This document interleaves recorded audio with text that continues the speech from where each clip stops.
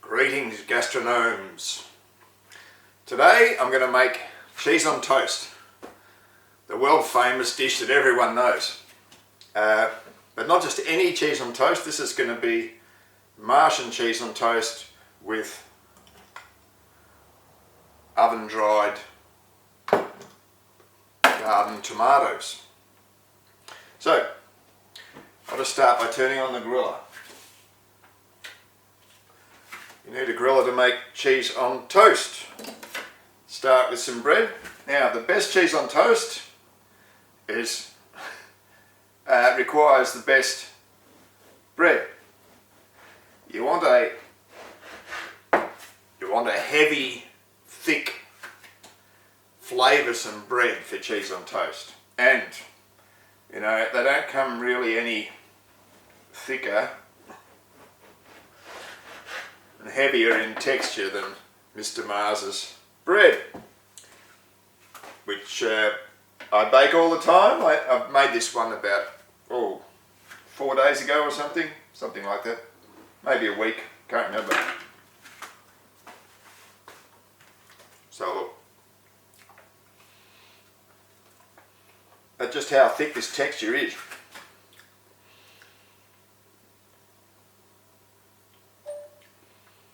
You can see it's fairly even texture. If you watched my video on bread, which is one of the first ones I made, you realise why that is.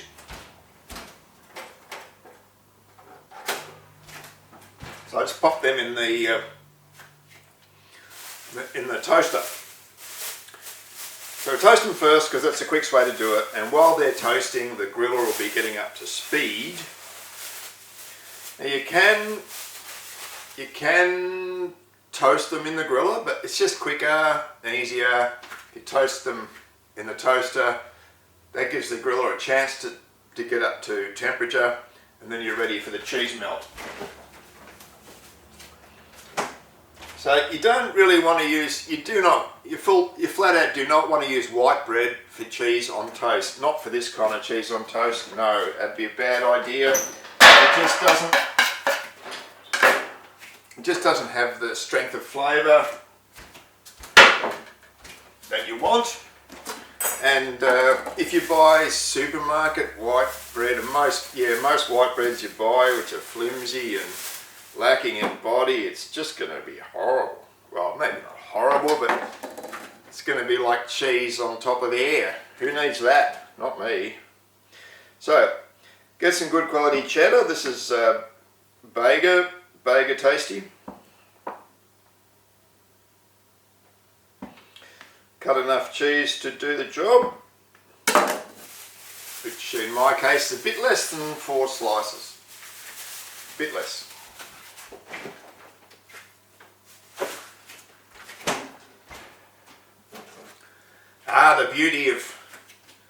The beauty of cheese on toast, you know, quick and easy, and have it for lunch, weekend lunch. My dad always used to have it Saturday lunch. He'd have cheese on toast. In his case, it was just brown bread with toast.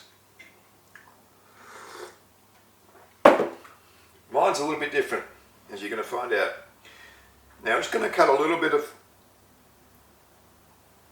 the width away from 2 of those slices so that they fit onto the bread properly. You want to get a nice match. Now, I'll just get a plate out. As you can see it, I've got the toaster up to maximum because Martian bread is very dense and takes a long time to toast compared to the stuff you buy in the supermarket. Oh, there it is. As you can see, it's barely got any colour on it at all.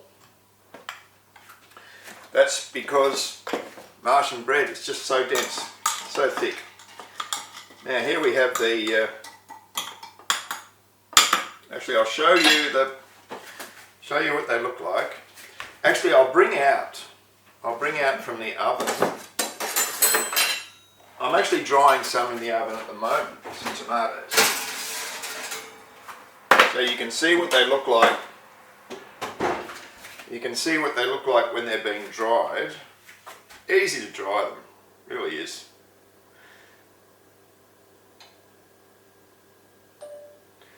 Homemade, home dried, homegrown, sun ripened tomatoes. And you just do that, you put them on there and dry them out until there's no more squishiness at all. Then you put them in a nice jar, cover them with olive oil. Extra virgin olive oil. Now I did a special deal yesterday. Carbonell, which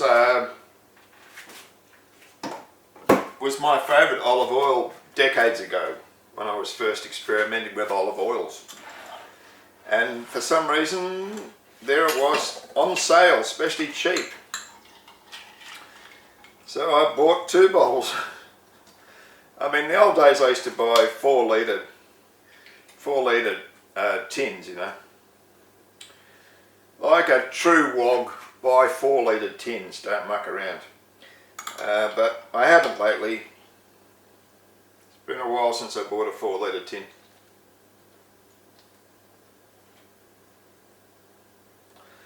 Alright, that's probably plenty. So we just want to make sure that most of the bread contains some dried tomato. Most of the bread. You can add just a little bit of the oil too if you want.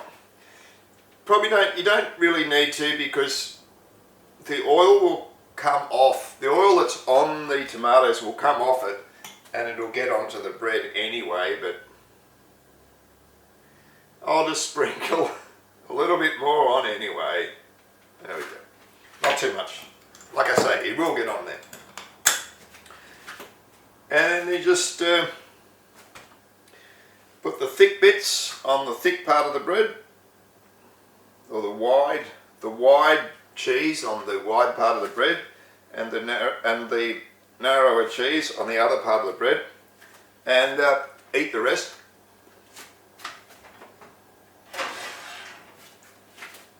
Put them in the oven, put them in the griller.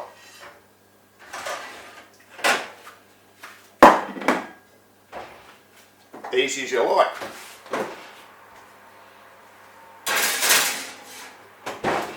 That back where it comes from. It's that time of the year. Harvest of all things. Mid-autumn. Get your harvest in. And I've got a heap of these. Sweet corn. Some are dried, some are dried, and some are nice and fresh, and I've got them in the crisper. Fantastic stewed sweet corn or boiled sweet corn, just beautiful. When they're nice and fresh, they're just really good. And the other stuff, and you can use them in various dishes. I'll probably do a rice dish with sweet corn in it, I think. Right. So we're pretty much ready, just got to wait for the cheese to melt, which will be, you know, a few more minutes. So the Martian bread has this thick, it's a dense texture, and it's half wholemeal, half white. So it has a lot of flavour, it's dense, and when you put cheese on top of it, when you melt cheese on top of it, it's a really strong foundation. It's not like you're not eating air, you know, like you are with supermarket white bread, you're eating air, or even some supermarket brown breads, you're eating air. No, not with the Martian bread. There's a lot of body to it. It weighs a lot. There's a lot of nutrient in every slice. So it's perfect. Martian bread isn't the greatest after a few days. It's not the greatest fresh, but it doesn't go mouldy very easily. And it just stays there, and if you toast it, it'll come up great every time you toast it for weeks, like for 2 weeks. I can eat my bread for 2 weeks. I'll probably eat it before 2 weeks, but it makes great toast for 2 weeks. And I normally just put homemade peanut butter on it, or jam, homemade jam or something. In this case, it's the right time of the year for cheese, you know. Cheese on toast, fantastic thing, absolutely fantastic thing. Isn't it amazing that cheese can melt? I mean, if cheese couldn't melt, it wouldn't be as good, would it? I mean, it'd still be good, but because it can melt, it gives it that extra dimension, and you can put it on, cook with it. It's fantastic. Cheddar cheese, or you know, lots of cheeses melt.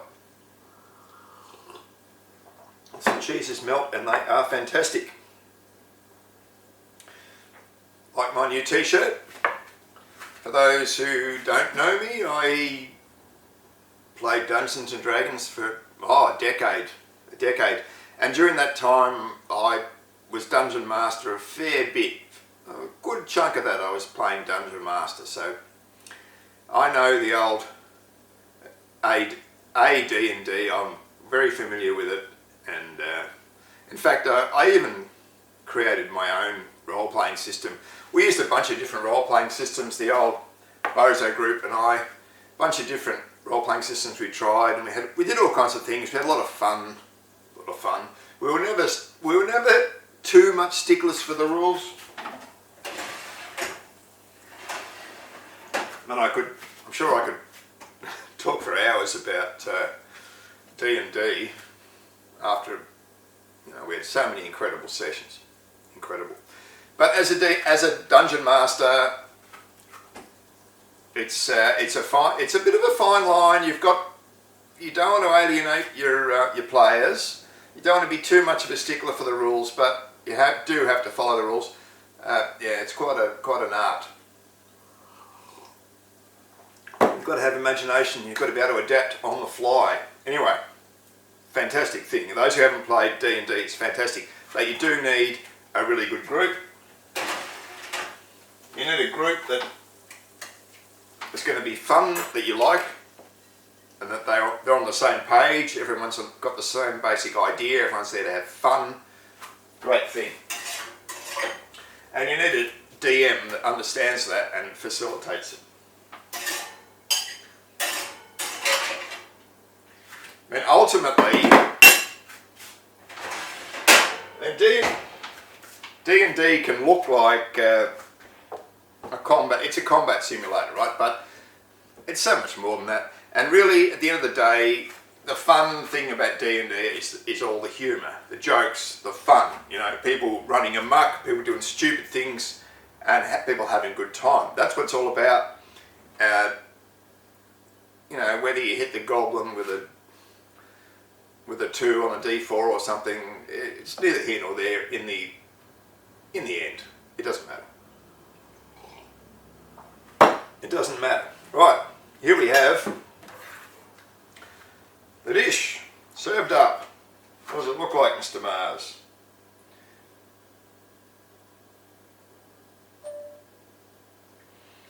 The dish. I'll try it where the light is. It'll probably be the money shot, I guess.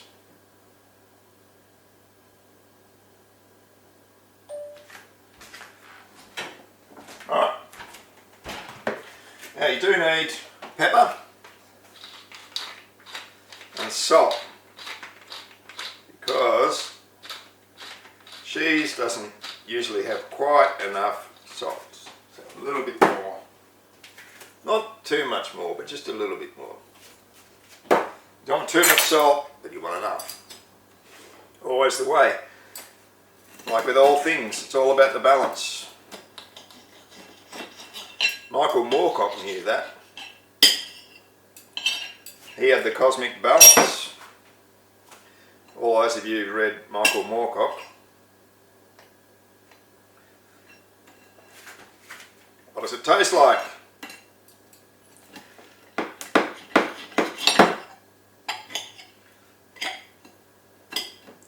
Get in there.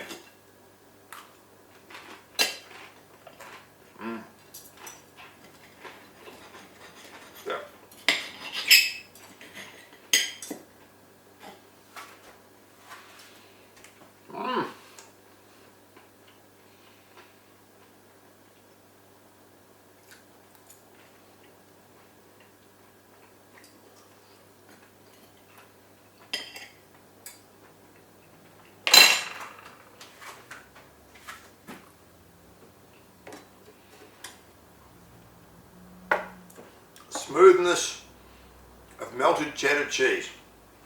You'll know what I'm talking about. That's what cheese on toast is all about. But with the pepper, the salt, and the tangy freshness of dried tomatoes,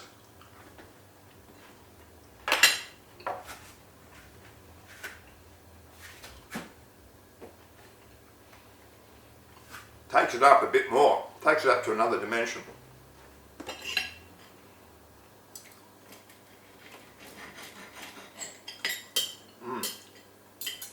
Tangy. They're tangy. Really nice. Tangy dried tomatoes. They're different, apart from the texture being completely different to normal tomatoes, fresh tomatoes.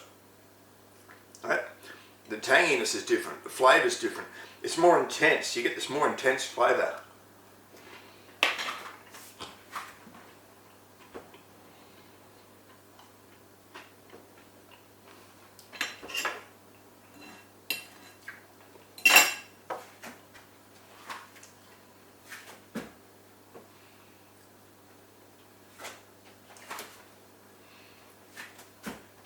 Another really good thing about it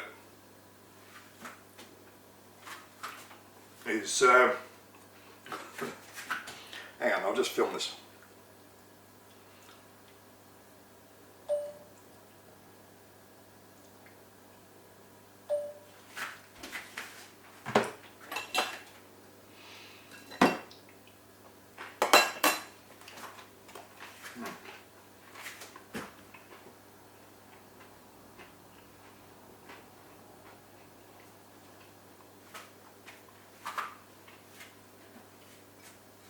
Another really good thing about these sun-dried tomatoes when you use them in this dish,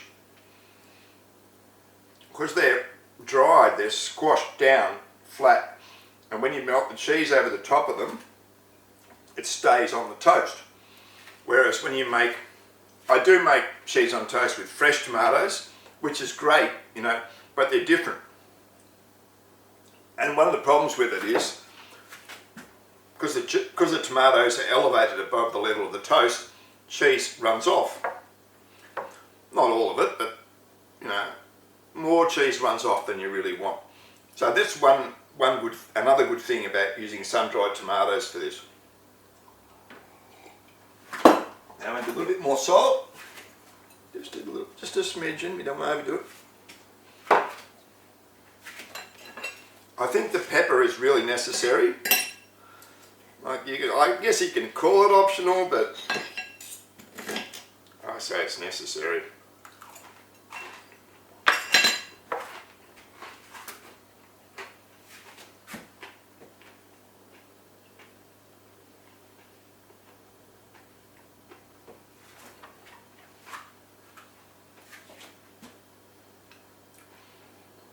I could have toasted the bread just a little bit longer. But you know, it popped up, so I used it. It does cook a bit more when it's in the griller, although of course the cheese takes the brunt of the heat, so it doesn't cook too much more, but it does cook a little bit more because the grill is hot, even underneath the toast it's still hot. Anyway, so there it is. That's my typical cheese on toast dish when I've got lots of dried tomatoes, which I do at the moment. So, easy to dry tomatoes, easy to make this dish. It's a step up from the ordinary just cheese and bread.